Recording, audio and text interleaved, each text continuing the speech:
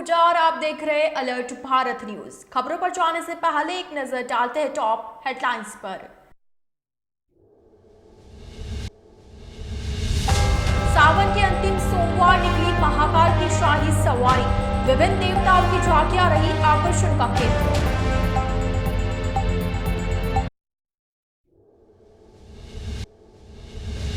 नहीं थम रहा वकीलों और सीआई हिमांशु सिंह के बीच चल रहा विवाद। अब वकीलों ने सर्व समाज के साथ हिमांशु को बर्खास्त करने की मांग की।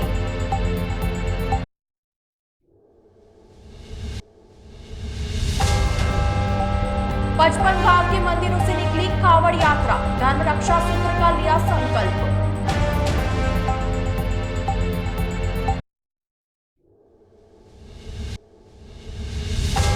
2 और 3 सितंबर को होगा नारायण सेवा संस्थान का 40वां दिव्यांग सामूहिक विवाह सम्मेलन। 54 जोड़े थामेंगे एक दूजे का हाथ। तो ये थी हेडलाइंस और अब खबरें विस्तार से। सोमवार को नाई स्थित नांदेश्वर मंदिर में दूसरी सामूहिक कावड़ यात्रा का समापन हुआ। इस दौरान 55 गांव के मंदिरों से ग्रामीणों ने कावड़ यात्रा निकाली। दरअसल सोमवार को द्वितीय सामूहिक कावड़ मेला का समापन नांदेश्वर महादेव मंदिर में हुआ, जिसमें 55 गांव के मंदिरों से कावड़ यात्रा निकाली गई, जो नांदेश्वर महादेव मंदिर पहुंची, जहां सैकड़ों की संख्या में कावड़िए पहुंची और महादेव के दर्शन कर प्रसाद भोज ग्रहण किया। इस दौरान सभी यात्रियों का स्वागत डॉक्टर विवेक कटारा और ग्रामीण विधायक फूल सिंह मीणा ने किया। इस दौरान हजारों यात्री नांदेश्वर मंदिर पहुंचे। सभी ने मिलकर धर्म रक्षा सूत्र का संकल्प लिया कि मैं हिंदू धर्म, अपने रीति रिवाज एवं त्योहारों को मानते हुए अपने धर्म का अडिग रहूंगा। अपने गांव एवं अपने समाज में किसी का भी धर्म परिवर्तन नहीं होने दूंगा। जो भाई बहन अपना धर्म छोड़कर चले जाते हैं, उन्हें हिंदू धर्म में वापसी कराऊंगा और कावड़ यात्रा को संपन्न किया। आज हमारे क्षेत्रवासियों ने, सिसार माँ, बुजड़ा, नाई के सभी साथियों ने, सनातन धर्मियों ने आज कावड़ यात्रा का आयोजन किया है। हम इसमें सम्मिलित हुए। आज सावन का आखिरी सोमवार है। सारे शिव भक्त बहुत हर्षोल्लास से इस कावड़ यात्रा में सम्मिलित हुए। मैं भगवान भोले से यही प्रार्थना करता हूँ कि सबको जीवन में खुशी लाए और इस क्षेत्र की उन्नति हो, शांति बनी रहे, ऐसी हम कामना करते हैं। और यहाँ में सभी कावड़ यात्री जो भी पधारे हैं, उन सभी कावड़ यात्रियों का हार्दिक स्वागत व अभिनंदन करता हूँ।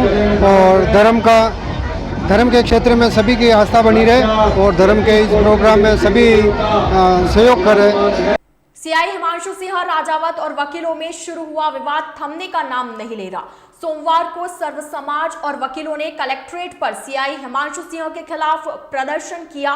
साथ ही एसपी से आरोपी पुलिसकर्मियों को बर्खास्त करने की मांग की।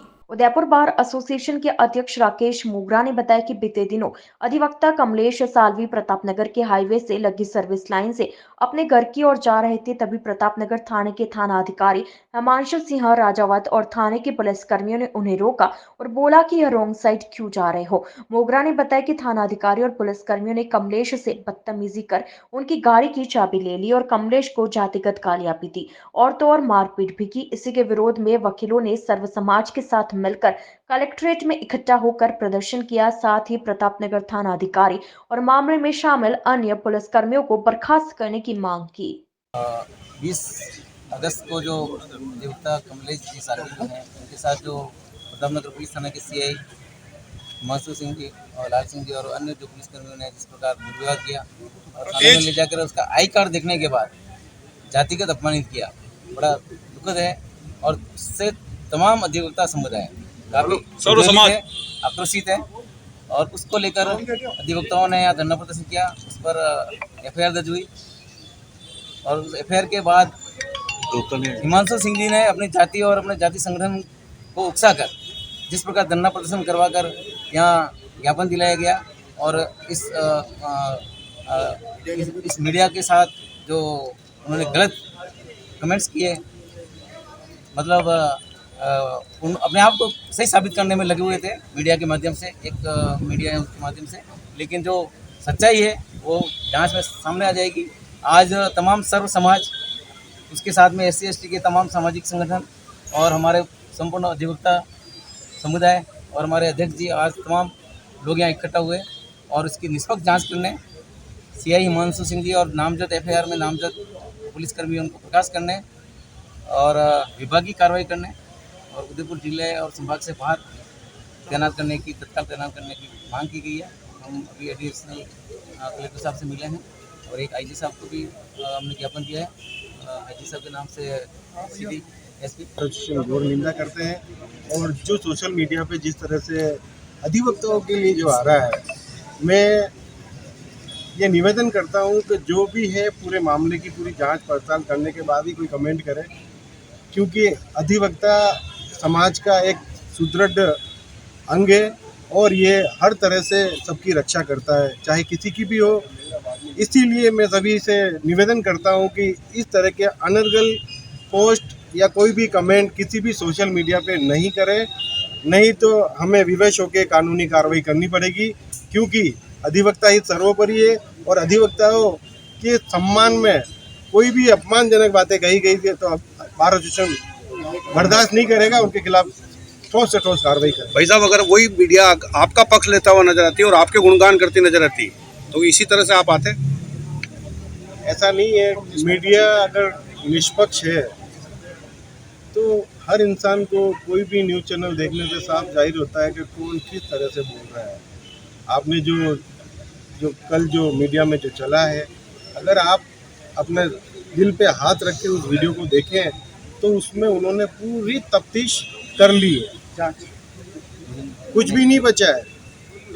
मतलब वो पूरी निचोड़ के एक आम जनता में क्या मैसेज देना चाह रहे हैं, ये गलत है। क्योंकि मीडिया वालों को भी अपने कर्तव्यों को समझना चाहिए। वो समाज में सर्वोपरि है और वो पूरे समाज, पूरे देश की आवाज़ होती है। इसलिए किसी भी चीज़ को मीडिया ट्रायल उसको पूरा सोचे समझे और फिर ही मीडिया में। आप लोगों ने तो नहीं दिया है, किसी ने, एक ही मीडिया चैनल ने क्यों दिया है? तो मेरा अनुरोध है, जिन्होंने दिया उनसे भी अनुरोध है कि वो आगे से ऐसी कोई कार्रवाई ऐसा कुछ नहीं करे। सोमवार को रानी रोड स्थित मंदिर से महाकालेश्वर की शाही सवारी निकाली गई। इस दौरान विभिन्न देवताओं की झांकियां आकर्षण का केंद्र रही। दरअसल श्रावण मास के अंतिम सोमवार को भगवान महाकालेश्वर अपनी प्रजा से मिलने के लिए नगर भ्रमण पर निकले। इस दौरान भक्तों को भगवान महाकालेश्वर के अलग अलग स्वरूपों के दर्शन का सौभाग्य प्राप्त हुआ। इसी क्रम में सोमवार को अभिजित मुहूर्त में महाकालेश्वर नगर भ्रमण पर निकले। सबसे पहले सुबह ब्रह्म मुहूर्त में भगवान महाकालेश्वर की विशेष पूजा अर्चना कर श्रृंगार किया गया। वहीं मंदिर में गणपति, भैरव, ओगड़ी माई, भोलेनाथ जी की विधिवत परंपरागत पूजा अर्चना की गई। प्रभु महाकालेश्वर के लिए विशेष रजत पालकी तैयार की गई। इसमें प्रभु महाकालेश्वर के प्रतीकात्मक रूप को विराजमान कर नगर भ्रमण कराया गया। शाही सवारी में घवरी, पारंपरिक नृत्य करने वाला ग्रामीण अंचल का समूह भी मौजूद रहा। शाही सवारी में भगवान राम, हनुमान, गणपति, काली माँ, दुर्गा माँ की झांकियां आकर्षण का केंद्र रही। सवारी शहर के विभिन्न मार्गों से होते हुए पुनः महाकालेश्वर मंदिर पहुंची, जहां विशेष आरती हुई। इसके बाद प्रसाद वितरण का कार्यक्रम आयोजित हुआ। 2 और 3 सितंबर को नारायण सेवा संस्थान का 40वां दिव्यांग सामूहिक विवाह सम्मेलन होगा। सहेलियों की बाड़ी स्थित होटल में आज पत्रकार वार्ता में जानकारी दी गई। दरअसल नारायण सेवा संस्थान दिव्यांग एवं निर्धन बंधु बहनों के घर बसाने का सफल प्रयास करता आ रहा है। इसी के तहत नारायण सेवा संस्थान द्वारा दिव्यांगजन पुनर्वास योजना के तहत आगामी 2 और 3 सितंबर को बड़ी परिसर में 40वां निःशुल्क दिव्यांग एवं निर्धन सामूहिक विवाह समारोह का आयोजन किया जाएगा, जिसमें राजस्थान सहित 7 राज्यों के 54 जोड़े परिणय सूत्र में बंधकर गृहस्थ जीवन की शुरुआत करेंगे। संस्थान के अंतर्राष्ट्रीय अध्यक्ष प्रशांत अग्रवाल ने सोमवार को प्रेस वार्ता में जानकारी देते हुए बताया कि संस्था ने अब तक 39 सामूहिक विवाह आयोजित किए हैं, जिनमें 2252 दिव्यांग एवं निर्धन युगलों का सुखी गृहस्थ जीवन बसा दिया है। हर वर्ष की भांति इस वर्ष संस्थान का दूसरा सामूहिक विवाह बड़े ही धूमधाम से हजारों लोगों की मौजूदगी में आयोजित किया जाएगा, जो कि सितंबर माह की 2 और 3 तारीख को होगा, जिसमें 54 जोड़ों की जिंदगी में खुशियां घोलेंगे। उन्होंने कहा कि यह दिव्यांग विवाह 2 अधूरे जीवन को पूर्णता प्रदान करता है। इनमें ऐसे जोड़े हैं जो कुछ तो हाथ पैरों से दिव्यांग है, कोई एक आंख से, कोई एक पैर, एक हाथ से विकृत, तो किसी का वर नेत्रहीन और वधु पैरों से दिव्यांग। कोई जोड़ा व्हील चेयर पर है तो कुछ वैशाखी के सहारे चलते हैं। कुछ जोड़े चारों हाथ पैरों से घिसट घिसट कर चलने वाले हैं। इस तरह के पारंपरिक प्रयास से दिव्यांगजनों की जिंदगी में एक सकारात्मक परिवर्तन लाने का कुछ प्रयास संस्थान कर रही है। नारायण सेवा संस्थान द्वारा 40वां निःशुल्क दिव्यांग एवं निर्धन सामूहिक विवाह समारोह का आयोजन 2-3 सितंबर को संस्थान के बड़ी स्थित परिसर में किया जा रहा है। 54 जोड़ों का विवाह संपन्न होगा। ये जोड़े विभिन्न राज्यों से हैं, उत्तर प्रदेश, बिहार, राजस्थान, मध्य प्रदेश और पंजाब आदि से हैं। और इन जोड़ों का विवाह का जो सिलसिला है वो इस प्रकार से रहेगा कि सबसे पहले 2 सितंबर को प्रातः 11 बजे गणपति स्थापना होगी। उसके पश्चात हल्दी रस्म, उसके पश्चात मेहंदी रस्म। सायंकाल 2 तारीख को 5 बजे नगर निगम प्रांगण से शोभा यात्रा निकलेगी, जैसे हम बिंदोली कहते हैं। बग्गियों में बैठकर ये 54 जोड़े शहर का आनंद लेंगे, भ्रमण का। नगर निगम प्रांगण से सूरजपोल, दिल्ली गेट, बाबू बाजार, दिल्ली गेट होते हुए पुनः नगर निगम प्रांगण में आकर उसका समापन होगा। दिनांक 3 सितंबर को प्रातः 11 बजे वरमाला होगी। उसके पश्चात हमारे हिंदू विधि विधान के अनुसार 7 फेरे लिए जाएंगे। 60 पंडित जी, आचार्य जी, सह आचार्य जी एक दूसरे को साथ में 7 जन्म जीवन निभाने का संकल्प दिलवाएंगे और सभी तरह के घर में काम आने वाली वस्तुओं को हमारे अतिथि बाराती अपने हाथों से भेंट करेंगे, जिसमें सोने का मंगलसूत्र भी है और काफी सारे सोने के आभूषण भी है। अम्बामाता पुलिस ने थाना क्षेत्र में दुकान की छत का टीन शेड तोड़कर चोरी करने वाले आरोपी को गिरफ्तार किया।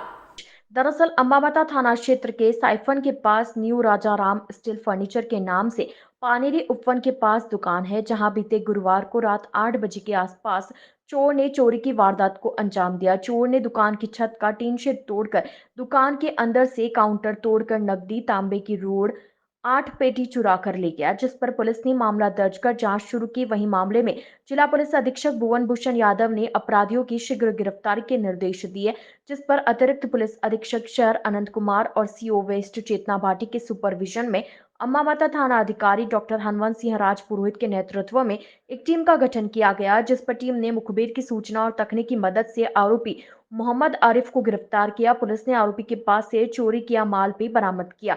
वहीं आरोपी को जिला कोर्ट में पेश किया। कार्रवाई में अम्बामाता थाना अधिकारी doctor Hanwant Singh, head constable Nandlal, Ashif Mohammad, constable Harikishan, Raghunath Singh, Rajendra Singh की अहम भूमिका रही।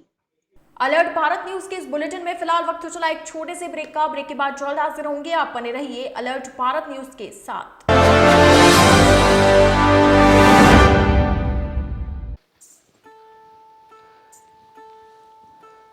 क्या बना रहे हो बेटा? मैं घर बना रही हूँ। घर बना रहे हो? ये क्या बनाया है? गार्डन। गार्डन बनाया है? हाँ मम्मा। अच्छा राजकुमारी जी, और क्या सेवा की जाए राजकुमारी जी? आज तुम्हारी तरह पिज्जा ला। अभी पिज्जा ऑर्डर करती हूँ। आप अपने घर के बारे में बता रहे थे। हाँ मम्मा, हमारे खेलने के लिए अलग जगह चाहिए। जो हुक्म मेरे आका। मेरे रूम में इतने सारे खिलौने चाहिए। हाँ राजकुमारी, पर ऐसा घर मिलेगा कहाँ? मिलता है मम्मा, जहाँ तो पापा ने लिया है सांची में। ये तो मैं अभी नंबर मनवाती हूँ। इस राखी घर का किराया भी बढ़ गया, आगे क्या होगा? अरे छोटी, कहाँ हो? भैया आप आ गए, आओ जल्दी से आपको राखी बांध दूं। मेरा गिफ्ट कहाँ है? बहना आंखें तो बंद करो, ये रहा तुम्हारा राखी का गिफ्ट। भैया ये क्या? मैंने तुम्हारे लिए वैदेही प्रीमियम हाउसिंग में 2 BHK फ्लैट बुक किया है, जिसकी कीमत मात्र 35 लाख है और जितना मैंने डाउन पेमेंट दिया है उतना ही वैदेही प्रीमियम हाउसिंग से डिस्काउंट मिल जाएगा। मैक्सिमम लिमिट 3 लाख तक। और जब यहाँ 14,000 का रेंट दे रही हो तो वहाँ 19,000 तक की EMI दे देना और अगले 3 महीने में पोजीशन भी। थैंक यू भैया फॉर दिस ब्यूटीफुल गिफ्ट। आज ही विजिट करें Vaidehi premium housing near Bhuwada bypass Udaipur. Gyan Jyoti प्रेरणा निःशुल्क क्लासेस। जी हाँ, आपके उदयपुर में प्रतियोगी परीक्षा की निःशुल्क कोचिंग, BSTC और CET की निःशुल्क कोचिंग, लिमिटेड सीट्स। आज ही रजिस्ट्रेशन करवाएं।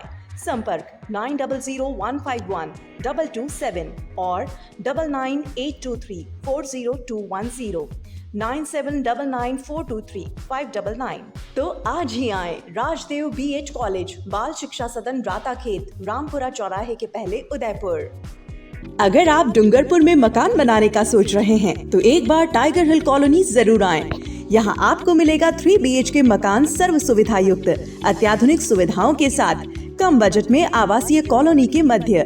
जी हाँ, राज मंदिर प्रॉपर्टी डूंगरपुर वासियों के लिए लाया है 2000 वर्ग फीट निर्मित क्षेत्र के 3 BHK मकान, जो कि 2 मंजिल मकान है, जिसमें आपको मिलेगा सेपरेट बोरिंग, पार्किंग व गार्डन, सेप्टिक टैंक, पानी की टंकी, modular kitchen, balcony, AC, TV व इन्वर्टर व वॉशिंग मशीन पॉइंट व गीजर कनेक्शन इत्यादि सभी सुविधाओं के साथ। देश के सभी प्रमुख बैंकों द्वारा अब आसान एवं छोटे किश्तों में कम ब्याज दर पर लोन सुविधा उपलब्ध है। तो अब इंतजार किस बात का, आज ही बुक कराएं टाइगर हिल कॉलोनी में अपने सपनों का मकान। डूंगरपुर में अपने 3 BHK मकान के लिए संपर्क करें राज मंदिर प्रॉपर्टी। Mobile number 9549929912, 7992352848। के बाद आपका स्वागत है। उदयपुर के 100 विश्व रिकॉर्ड होल्डर इकबाल सक्का ने हवा से हल्की सोने की राखी बनाई है। दरअसल उदयपुर के स्वर्ण शिल्पी 100 विश्व रिकॉर्ड होल्डर डॉक्टर इकबाल सक्का ने लेंस की सहायता से देखी जाने वाली 2000 गुना से भी छोटी, मात्र 1 गुना 1 मिलीमीटर की, हवा से भी हल्की 0.00 वजन की 2 दिन में सोने की राखी बनाकर विश्व की सबसे छोटी राखी होने का विश्व रिकॉर्ड बुक में दावा पेश करते हुए राजस्थान के मुख्यमंत्री अशोक गहलोत को पत्र लिखा है और उनसे अनुरोध किया है कि मेरे द्वारा सोने से बनी विश्व की सबसे छोटी राखी को राजस्थान वासियों की तरफ से राजस्थान सरकार के मुख्यमंत्री खजराना गणेश मंदिर, इंदौर, मध्य प्रदेश में भगवान श्री गणेश को अर्पित कर देश और राज्य की खुशहाली की दुआ करें, ताकि देश और राज्य विश्व गुरु बन जाए। ये अभी राखी के पर्व पर मैंने एक विश्व की सबसे छोटी सोने की राखी बनाई है, जो सिर्फ 1 मिलीमीटर की है, जिसको लेंस की सहायता से ही देखा जा सकता है। ये विश्व की सबसे छोटी राखी है। इससे पहले आप इंदौर शहर में विश्व की सबसे बड़ी राखी अष्ट धातु की बनी हुई है, जो golden book of world record में दर्ज है। मैंने उससे 2000 गुना छोटी बनाकर विश्व में एक नया विश्व रिकॉर्ड राखी के लिए तोड़ा है। और इसके लिए मैंने जो हमारे जो राजस्थान के मुख्यमंत्री हैं अशोक गहलोत जी, मैंने उनको एक पत्र लिखा है। उस पत्र में मैंने ये लिखा है कि जो इंदौर में जो खजराना मंदिर है गणेश जी का, वहाँ उसको बांधी जाती है जो बड़ी विश्व की सबसे जो राखी है, जो अष्ट धातु की है। तो मैं चाहता हूँ कि मेरी ये सबसे छोटी विश्व की जो राजस्थान के नाम है एक तरह से, वो राखी हमारे जो मुख्यमंत्री हैं अशोक जी, वो जाके या उनके द्वारा वो राखी गणेश जी को बांधी जाए इस पर्व पर, राखी के पर्व पर। ये एक बहुत बड़ा संदेश रहेगा। और जब बांधी जाएगी, विश्व की एक छोटी सी राखी राजस्थान में है और एक बहुत बड़ी राखी इंदौर में है, तो ये एक बहुत बड़ा संदेश जाएगा। और वहाँ जाके प्रार्थना की जाए कि हमारा देश, हमारा राज्य विश्व गुरु बन जाए। RCA सभागार में सोमवार से 3 दिवसीय 62वीं अखिल भारतीय कार्यशाला का हुआ शुभारंभ। दरअसल महाराणा प्रताप कृषि एवं प्रौद्योगिकी विश्वविद्यालय, भारतीय कृषि अनुसंधान परिषद, गेहूं एवं जौ अनुसंधान संस्थान करनाल के साझे में सोमवार से 3 दिवसीय 62वीं अखिल भारतीय कार्यशाला का आगाज हुआ। इसमें देश भर के 400 कृषि वैज्ञानिक RCA के सभागार में जमा हुए। MPOIT के कुलपति डॉक्टर अजीत कुमार कर्नाटक ने कहा कि बदलते मौसम चक्र में गेहूं उत्पादन को बरकरार रखना चुनौतीपूर्ण है। गेहूं में दाना बनते समय अचानक तापमान बढ़ जाने से न केवल दाना सिकुड़ जाता है, बल्कि उत्पादन पर भी असर पड़ता है। देश दुनिया के वैज्ञानिक अब इस दिशा में जुटे हैं कि कम अवधि में पकने वाली गेहूं और जौ की किस्में तैयार करना, गेहूं में मौजूद ग्लूटेन के साथ आयरन व जिंक जैसे प्रोटीन की उपलब्धता भरपूर करे। कार्यक्रम के मुख्य अतिथि दिल्ली ICAR के डायरेक्टर जनरल डॉक्टर हिमांशु पाठक रहे। गेहूं और जौ की जो संगोष्ठी यहाँ पर आयोजित की गई है, कहने को तो ये अखिल भारतीय है, लेकिन ये अखिल विश्व संगोष्ठी है और तो उसमें सर आए हैं और हम लोगों को उन्होंने उद्बोधन भी दिया है और एक दिशा हम लोगों को दिखाई है कि किस रूट पे हमको चलना है, किस रास्ते पे हमें चलना है, ताकि जिस मुकाम पे हम पहुँचे हैं, अभी आप लोगों ने सुना होगा, सर ने बताया कि इस समय हम लोग किस मुकाम पे प्रोडक्शन के पहुँच गए, उससे और आगे ले जाने की बात है, क्योंकि 2050 में हमारी जनसंख्या बहुत ज़्यादा बढ़ जाएगी और जो हमारा कल्टीवेबल लैंड है, जिसे एरेबल लैंड कहते हैं, वो भी कम हो जाएगा। तो जो राजस्थान के बारे में विशेष रूप से मैं कहना चाहता हूँ, सर ने भी अभी बताया कि कम पानी और कम खाद में किस तरह से ट्राइबल्स के अच्छा ग्रो कर सकें, उसके लिए वैरायटी डेवलप करने वाली बात है। दूसरी बात कि यहाँ महिलाओं में लौह तत्व की कमी है और जिंक के बारे में तो यह है कि जिंक तो सभी के ब्लड में कम है जिंक की मात्रा, तो जिंक फोर्टिफाइड और आयरन फोर्टिफाइड वैरायटीज़ किस तरह से इस क्षेत्र में डेवलप की जाए, तो इस क्षेत्र के लिए तो विशेष रूप से वो राजस्थान के लिए और ये जो मेवाड़ क्षेत्र है, यहाँ पर क्या किया जा सकता है, इस पर हम लोग अभी 3 दिन तक मंथन करेंगे और आगे जो भी रिजल्ट आएगा उसके बारे में आपको बताएंगे। पूर्बिया कॉलोनी स्थित आशाधाम आश्रम में सोमवार को शहर के गणमान्य लोगों ने विमंदितों के साथ रक्षाबंधन का पर्व मनाया। दरअसल सोमवार को आशाधाम आश्रम में विमंदित लोगों के साथ शहर के गणमान्य व्यक्तियों तथा भामाशाहों की उपस्थिति में रक्षाबंधन पर्व का कार्यक्रम आयोजित किया गया। कार्यक्रम संयोजक सिस्टर असीना ने बताया कि आश्रम की संस्थापिका सिस्टर डेमियन की अध्यक्षता अम्बाबादा थानाधिकारी डॉक्टर हनुवंत सिंह राजपुरोहित व एडवोकेट निर्मल पंडित के मुख्य आतिथ्य और पूर्व पार्षद एवं कमेटी चेयरमैन राकेश पोरवाल के विशिष्ट आतिथ्य में कार्यक्रम हुआ। डॉक्टर हनुवंत सिंह ने बताया कि विमंदित लोगों के साथ मनाए जाने वाले त्योहार ही सच्चा रिश्ता है। ऐसे लोगों को कभी भी अकेला नहीं मानना चाहिए, यह भी अपने परिवार का हिस्सा है। साथ ही संस्थापिका सिस्टर डेमियन को आशाधाम आश्रम में की जा रही सेवा के लिए आभार व्यक्त किया। एडवोकेट निर्मल पंडित ने विमंदितों के साथ मनाई जा रहे राखी पर्व को ही असली पर्व बताया। राकेश पोरवाल ने अपने विचार व्यक्त करते हुए बताया कि मैं जब से आश्रम से जुड़ा हूं, मुझे लगता है कि यही मानव मात्र की सच्ची सेवा का स्थान है। सिस्टर डेमियन द्वारा किए जा रहे निस्वार्थ सेवा कार्यों की सराहना करते हुए उन्हें दूसरी मदर टेरेसा बताया और आशाधाम की हर संभव मदद का भरोसा दिलाया। इस दौरान अनिल मसीह, अख्तर अली सिद्दीकी, वीणा पूर्बिया, शक्ति माता, डॉक्टर अजीत सिंह, संगीता दत्ता, रेखा आदि मौजूद रहे। डेंगू से जान गंवाने वाले युवक के परिवार की मदद के लिए एंजल फाउंडेशन ने समाज के भामाशाहों के सहयोग से 12,000 रुपए की आर्थिक मदद की। दरअसल डूंगरपुर जिले के सागवाड़ा क्षेत्र की घलियाकोट तहसील में बड़गी गांव में गत दिनों डेंगू से बीमार एक 21 वर्षीय व्यक्ति की मृत्यु की घटना अत्यंत दुखमय सुनने को मिली, जिसकी खबर सोशल मीडिया से प्राप्त होने पर सर्व समाज सेवी संस्थान एंजल फाउंडेशन के मुकेश रावल घाटोल ब्लॉक अध्यक्ष को सूचना मिलते ही उन्होंने संस्थान अध्यक्ष सुरेश कलाल को अवगत कराया, जिस पर कार्यकर्ताओं की कमेटी द्वारा मृतक के परिवार की जानकारी ली गई, जिसमें उनके पड़ोसियों द्वारा पूछताछ में बताया गया कि मृतक सचिन नाथ उनके पिता शंकरलाल रावल के साथ अमरनाथ में नई बन रही बिल्डिंग में एक छोटा सा चाय स्टॉल चला रहे थे। परिवार आर्थिक रूप से उसी पर टिका हुआ था। मां आस पड़ोस के घरों में कार्य कर सहयोग देती है, लेकिन समय के चलते तीनों डेंगू के शिकार ग्रस्त हो गए, जिस पर उल्लासनगर अस्पताल में एडमिट करवाया गया, जहां इकलौते पुत्र सचिन नाथ की मौत हो गई, जिसकी सूचना पर एंजल फाउंडेशन परिवार ने आर्थिक रूप से सहायता करने की एक पहल की शुरुआत की, जिसमें समाज के भामाशाहों के सहयोग से 12,000 पीड़ित परिवार को दिए गए, जिसमें संस्थान अध्यक्ष वीरेंद्र पाल सिंह चंद्रावत, डूंगरपुर जिला अध्यक्ष लोकेश सामरिया, सागवाड़ा प्रभारी जिगर सामरिया, कार्तिक कलाल, नारायण खटिक, नवीन खटिक, गोपाल रावल, बच्चूनाथ रावल, मगल रावल, शंकर भाई रावल आदि मौजूद रहे। तो अलर्ट भारत न्यूज के इस बुलेटिन में फिलहाल के लिए इतना ही। अब दीजिए इजाजत पूजा को और आप बने रहिए अलर्ट भारत न्यूज के साथ। नमस्कार।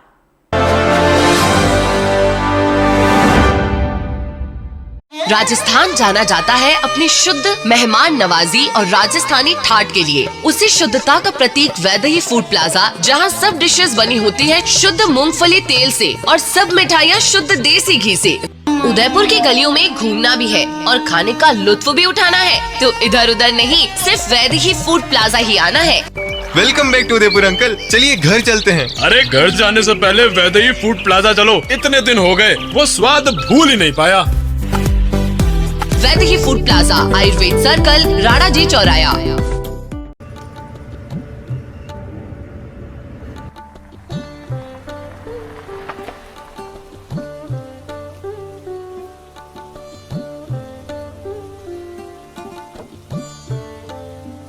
सांची ग्रुप समझता है आपके सर पर छत की अहमियत।